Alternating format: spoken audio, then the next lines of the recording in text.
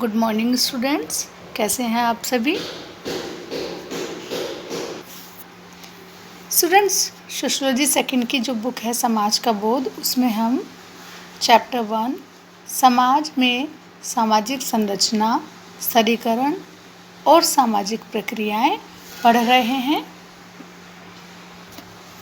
और last online class में हमने समाज शास्त्र में सामाजिक प्रक्रियाओं को समझने के तरीकों को जाना और आज हम पढ़ेंगे बच्चों सहयोग तथा श्रम विभाजन। स्टूडेंट्स, सबसे पहले तो एक बार फिर से मैं आपको सहयोग की परिभाषा समझाऊंगी। सहयोग सामाजिक प्रक्रिया का वह स्वरूप है जिसमें दो या दो से ज़्यादा व्यक्ति या समूह एक सामान्य उद्देश्य की प्राप्ति के लिए संयुक्त रूप में यानी कि मिलकर काम करते हैं। बच्चों, सहयोग का जो विचार है वो मानव व्यवहार की कुछ मान्यताओं पर आधारित है।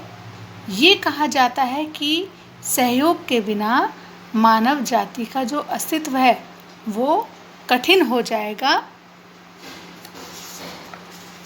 अर्थात यदि मनुष्य एक दूसरे का सहयोग नहीं करेंगे तो मानव जाति के अस्तित्व भी नामुमकिन है ना। और बच्चों, हम तो मनुष्य हैं, इंसान हैं, यहाँ तक कि जानवरों की दुनिया में भी हम सहयोग के प्रमाण देखते हैं। जैसे कि आपने देखा चींटियाँ हैं, मधुमक्खियाँ हैं, वो सभी सामाजिक प्राणी हैं और इनका अपना समाज होता है और ये अपना कार्य मिलजुल कर करती हैं। स्टूडेंट्स, हम समाज के दो भिन्न सैद्धांतिक परंपराओं का प्रयोग इस बिंदु के विश्लेषण के लिए करेंगे जिनका प्रतिनिधित्व प्रसिद्ध समाजशास्त्री एमाइल दुर्खाइम और कार्ल मार्क्स ने किया है। बच्चों, दुर्खाइम के अनुसार एकता समाज का नैतिक बल है और उन्होंने एकता के आधार पर सहयोग को समझने का प्रयास किया है। उनका मत है कि मानव जाति में भूख प्यास जैसी मौलिक संतुष्टि भी सहयोग के द्वारा ही संभव है और श्रम विभाजन में सहयोग निहित होता है और इसीलिए यह समाज की आवश्यकताओं की पूर्ति में सहायक है। श्रम विभाजन एक ही समय में जहाँ प्रकृति का नियम है वहीं दूसरी ओर मनुष्य व्यवहार का नैतिक नियम भी है। बच्चों, दुर्खिम जैसे समाजशास्त्री का मत है कि मनुष्य को अपनी बुनियादी आवश्यकताओं को पूरा करने के लिए सहयोग करना होता है और अपनी दुनिया के लिए उत्पादन करना पड़ता है। बच्चों, जहाँ एक और दुर्खाइम एकता को मानव दुनिया का विशिष्ट लक्षण मानते हैं, वहीं दूसरी ओर कार्ल मार्क्स चेतना को बल देते हैं, वो चेतना पर बल देते हैं। मार्क्स